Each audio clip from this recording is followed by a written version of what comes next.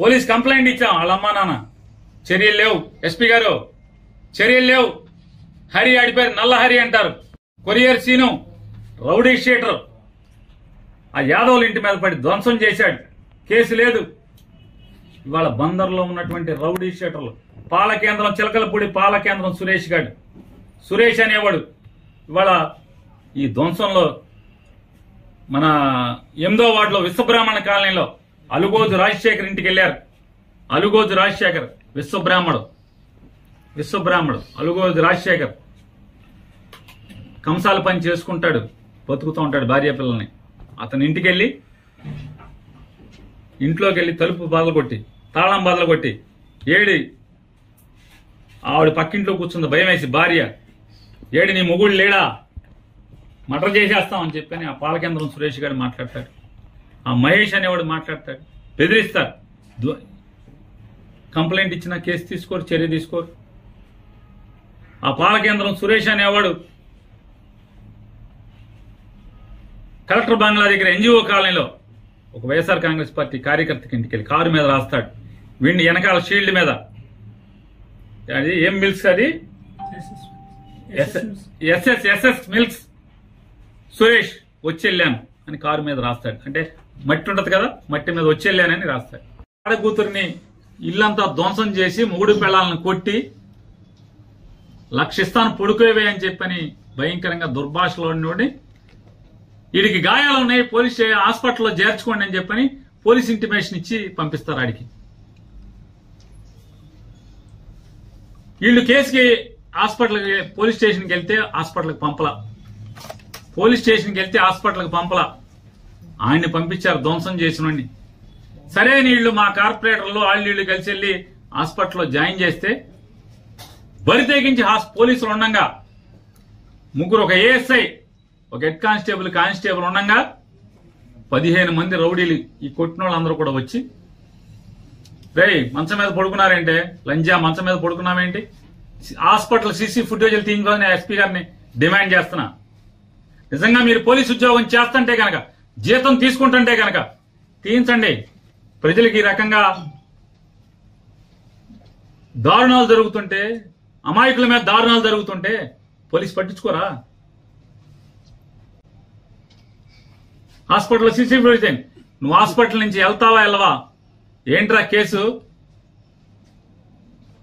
లంజా లంబడి అని బూతులు తిడుతూ హాస్పిటల్కి వెళ్ళి దౌర్జన్యం చేసే పరిస్థితి.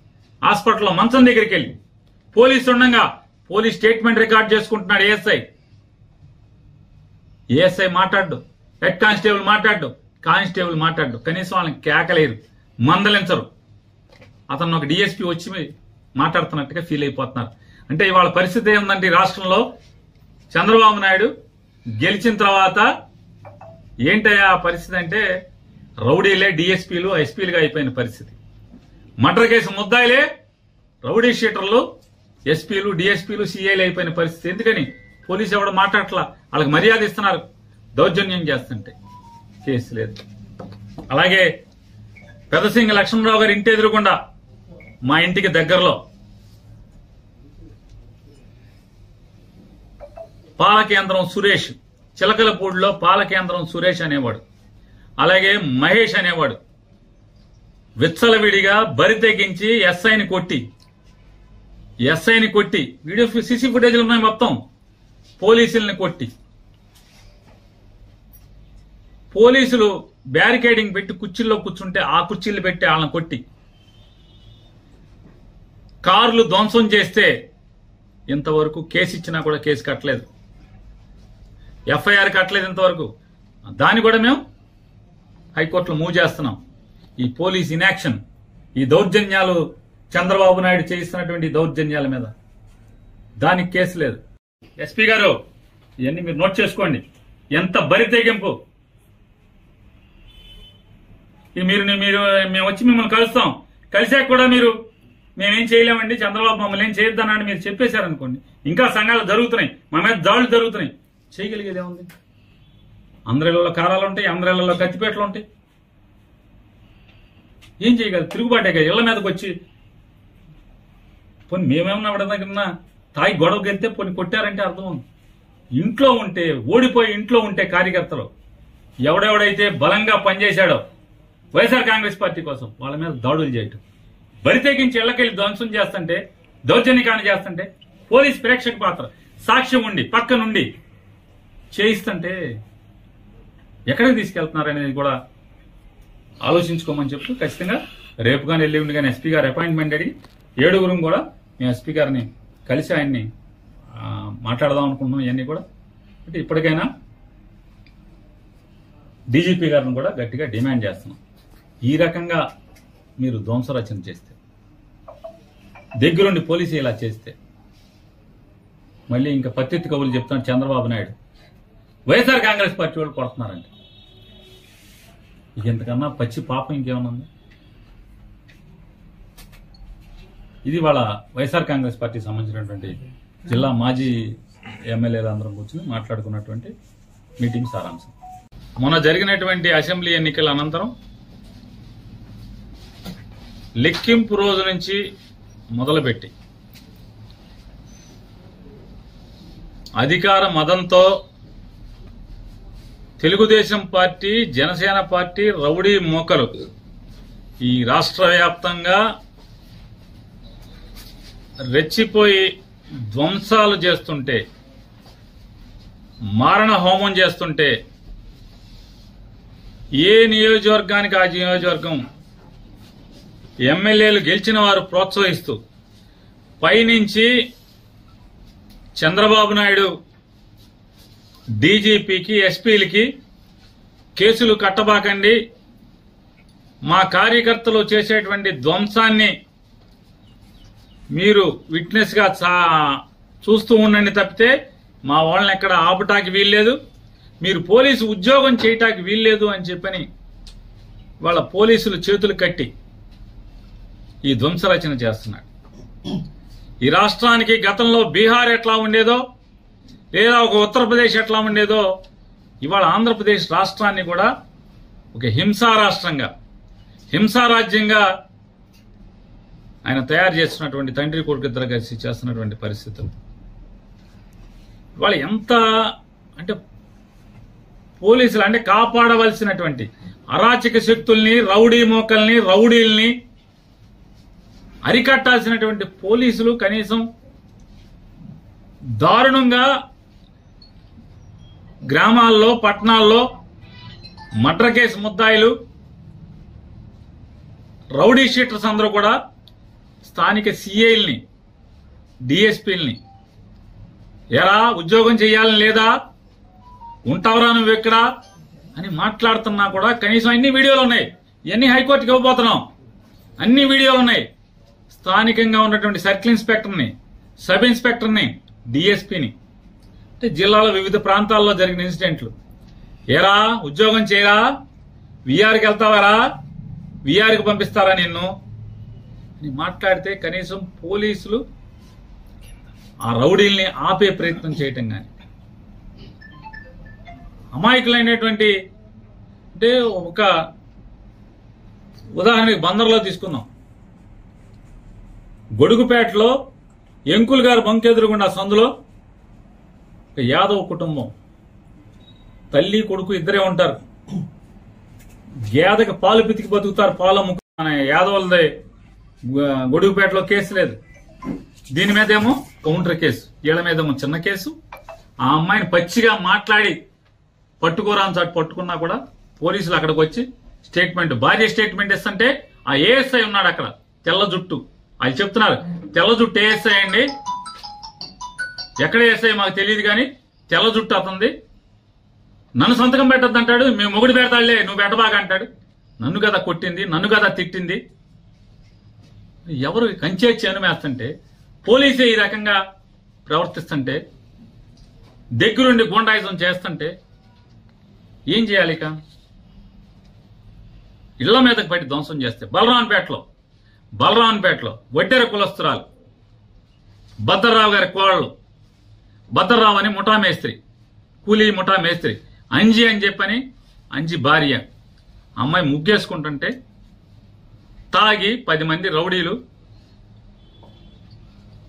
ఆ అమ్మాయి కాళ్ళ మధ్యకి బాంబులేసి, అమ్మాయి ముగ్గేసుకుంటుంటే ఇంటి ముందు కాళ్ళ మధ్యకి బాంబులేసి ఏమే నీ మొగుడున్నాడా అని చెప్పని దౌర్జన్యానికి వెళ్తే ఆ అమ్మాయి తిరిగి ఏమయ్యా బాంబులు నా మీద వేస్తావా, నువ్వు గెలిస్తే మీ ఊరేగు మా మీద దౌర్జన్యం చేస్తారా, నా మొగుడితో ఏం పని నీకు అని చెప్పని అడిగితే ఇంట్లోకి వెళ్ళి ధ్వంసం చేశారు. కేసు లేదు. తిరగబడ్డారు అప్పుడు వాళ్ళు. ఆ ఇంట్లో వెంటనే మొగుడు పరిగెత్తుకొచ్చి మొగుడు భార్య పిల్లలు కలిసి తిరగబడితే వాళ్ళ మీద 307 చూడండి పోలీస్. వీళ్ళ మీద కేసు లేదు. వీళ్ళ మీద దాడి చేసిన దానికి ఇంటి మీదకి వచ్చి దాడి చేసిన దానికి కేసు లేదు. వాళ్ళ మీద 307. దాంట్లో మళ్ళీ పోలీసు ఎంత దిగజారిపోయే వ్యవస్థ అంటే ఇదన్నీ సాక్ష్యం, కళ్ళతో సాక్ష్యం చూస్తూ కూడా. నేను గొడవ జరుగుతుందని బందర్ డిఎస్పీ గారికి ఫోన్ చేశాను, బలవాన్పేటలో గొడవ జరుగుతుందని చెప్పని పోలీసుని పంపని. నాకు ఫోన్ రాగానే నేను ఫోన్ చేసి పంపించాను, చెప్పండి అర్జెంటుగా పంపండి. పోలీసు ప్రత్యక్షంగా ఉండగా ఆ ఇంటి మీద గొడవ చేసి కొడితే పోలీసు ఉన్నా కూడా ఏం పట్టించుకోకపోతే వాళ్ళు తిరగబడితే ఆత్మరక్షణ కోసం తిరగబడితే 307. వీళ్ళు కేసు లేదు. ఈ రకంగా ఎవరెవరైతే ఇవాళ పొద్దు నుంచి ఇవాళ ఎమ్మెల్యేలందరం కూడా మాజీ ఎమ్మెల్యేలందరం కూడా కూర్చుని అసలు ఏంటి పోలీసు వ్యవస్థ దగ్గరుండి ఇలా దాడులు చేయిస్తుంది, ధ్వంసం చేయిస్తుంది, కత్తిపోట్లకి అంటే అత్యాయత్నాలు చేస్తుంటే పోలీసులు సాక్ష్యాలు ఉంటున్నారు, దగ్గరుండి ఏం మాట్లాడట్లేదు, నిమ్మకు నీరెత్తినట్టు ఉంటున్నారు, వాళ్లే ప్రోత్సహిస్తున్నట్టుగా ప్రవర్తిస్తున్నారని చెప్పని ఏంటి అసలు ఏం జరుగుతుందని మేము ఎమ్మెల్యేలందరం కూర్చుని మాట్లాడుకుంటాకి జిల్లాలో ఉన్నటువంటి మాజీ ఎమ్మెల్యేలందరం కూడా కూర్చుందామంటే మీరు వెళ్ళకూడదు మీటింగ్కి. జోగి రమేష్ని నిర్బంధించారు, పామర్ అనిల్ని నిర్బంధించారు, వంశీని నిర్బంధించారు. వీళ్ళని కూడా నిర్బంధిస్తే దాటుకుని మీ ఇష్టం వచ్చింది చేసుకోండి అని చెప్పి నడుచుకుంటా ఊరి చివరికి వస్తే చివరికి అప్పుడు వేరే కార్లు వేసుకుని రావాల్సిన పరిస్థితి. అంటే మీరు ధ్వంసం చేసే వాళ్ళని, దాడులు చేసే వాళ్ళని, కిరాయి మోకల్ని, అల్లరి మోకల్ని, రౌడీ మోకల్ని కంట్రోల్ చేయరు. మీ ముందే మీ ప్రత్యక్షంగా మీరున్నంగా ఇళ్ల మీద పడి ధ్వంసం చేస్తుంటే, ఇళ్లలో ఆడమగాని కొడుతుంటే మాట్లాడరు, కేసులు కట్టరు. ఏం జరుగుతుందా మరి మనం ఏం చేద్దామని చెప్పని ఎస్పీని కలుద్దామా, ఏం చేద్దాం, గట్టిగా పోలీసుని మాట్లాడదామా, పోలీసుని అడుగుదాం, ఇక మీరు కాదు మేమేం చేయలేమండి, చంద్రబాబు మమ్మల్ని ఏమి చేయొద్దు అంటున్నాడు, మా చేతులు కట్టేశాడు, మేమేం చేయమంటే కనుక మా వాళ్ళన్నా మేమన్నా ఇక తిరగబడంటారా, ఏం చేస్తాం, కాపాడుకోండి మీ ప్రాణాలను చెప్పాల్సిన పరిస్థితి కదా మేము మాట్లాడుకుని. అదే ఎస్పీ గారిని అడుగుదాం అనుకుంటున్నాం. మేమందరం 7 కూడా మాజీ ఎమ్మెల్యేలు ఇక్కడ పోటీ చేసిన 7 అభ్యర్థులు కానీ వైఎస్ఆర్ కాంగ్రెస్ పార్టీ కానీ ఎస్పీ గారిని కలుద్దాం అనుకున్నాం. కలిసి పోలీసు ఇదే రకంగా మీరు కొనసాగిస్తే ఖచ్చితంగా మేము ప్రాణ రక్షణ కోసం, ఆస్తుల రక్షణ కోసం తిరుగుబాటు చేయాల్సిన పరిస్థితి. పోలీసు ఇలాగే కనుక కొనసాగిస్తే, పోలీసులు ఇలాగే దౌర్జన్యకాండని మీరు ప్రోత్సహిస్తే ఏం చేయాలి మరి? చూస్తూ ఊరుకోలేం కదా. ఇళ్ల మీద పడితే ఏం చేస్తారు? మాన ప్రాణాల కన్నా విలువైంది ఏముంటది? ఆస్తులు పోతే కొని 2 ఏళ్ళో 7 చాకరీ చేసి సంపాదించుకుంటారు. టీవీ భద్ర అయితే అప్పో సప్పో చేసో లేదా అడుక్కున్నాం లేదా కూలి పని చేసో సంపాదించుకుంటారు. కానీ ధ్వంసం చేసి దౌర్జన్యం చేసి అసభ్య పదజాలంతో ఆడపిల్లని, ఆడకూతురిని 30 ఏళ్ళు కూడా నేను లేవు, 26 ఏళ్ళు, 27 ఏళ్ళు, 25 ఏళ్ళ అమ్మాయిని పసిగుడితో కొడుకుని బిడ్డని చేతిలో సంకనేసుకుని ఉంటే లక్షిస్తాను పొడుకోవే లంజా అని మదం ఎక్కి మాట్లాడారు నవీన్ గాడిని రోడ్లమ్మడి తిరుగుతుంటే ఆడు హాస్పిటల్కి చేరుస్తారు తీసుకెళ్లి పోలీసు. ఏం చేయాలి? అందుకే నిర్ణయించుకున్నాం, చూసుకుని 7 కలిసి ఎస్పీ గారిని కలవాలి, కలిసి పోలీసు ఇదే రకమైనటువంటి దగ్గరుండి ధ్వంసరచన చేయిస్తే, దగ్గరుండి ఇళ్ల మీద దాడులు, ఇళ్లు ధ్వంసం చేసి మనుషుల్ని, ఆడవాళ్ళని, ఇంట్లో ఆడవాళ్ళని కిచక పర్వం చేస్తే, హత్యాయత్నాలు చేస్తే చేయగలిగేదేమో. మీరేం చేయలేనంటే ఇక మేము చేసేది మేము చేసుకుందామండి ఎస్పీ గారు, మేము చేసుకుంటాం అని చెప్పి ఎస్పీ గారిని అడగాలని చెప్పని కూడా ఇవాళ మేము సమావేశమైనటువంటి వైఎస్ఆర్ కాంగ్రెస్ పార్టీ నాయకులందరం కూడా అనుకున్నాం. అలాగే ఎవరైతే నిర్బంధంలో ఉన్నారో జోగి రమేష్ గారు కానూరులో నిర్బంధించారు, అట్లాగే అనిల్ గారిని కూడా బెజవాడలో నిర్బంధించారు, అట్లాగే వంశీ గారిని కూడా బెజవాడలో నిర్బంధించారు. ఖచ్చితంగా రేపో ఎల్లుండో అందరం కలిసి 7గురం కలిసి ఎస్పీ గారిని కలిసి జిల్లా ఎస్పీ గారిని కలిసి ఖచ్చితంగా ప్రశ్నించదలుచుకున్నాం. ఈ రకంగా మీరు కనుక ఇంకా కొనసాగిస్తే ఇక తిరుగుబాటు తప్పితే మా ప్రాణాలని, మా ఆస్తుల్ని, మా భార్యలు లేదా చెల్లెళ్ళు, తల్లుల యొక్క మాన ప్రాణాలు కాపాడుకోవాలంటే చేయగలిగేది ఏముంది? అంటే ఏం చెప్తున్నారంటే పోలీసు రక్షణతో మమ్మల్ని అందరినీ కూడా వైఎస్ఆర్ కాంగ్రెస్ పార్టీ వాళ్ళు ఊర్లు వదిలి వెళ్ళిపోవాలి.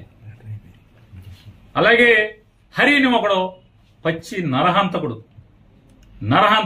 ఆడది కనపడితే వడదు, మర్డర్ కేసు ముద్దాయి, మామూలు ముద్దాయి కాదు, డబ్బు కోసం అమ్మాయిని కిడ్నాప్ చేసి ముక్కలుగా నరికి తెలంగాణ తీసుకెళ్లి తెలంగాణ శ్మశానంలో కాల్చినటువంటి ముద్దాయి ఆడి ఫేస్బుక్ లో పోస్టింగ్లు పెడుతున్నాడు.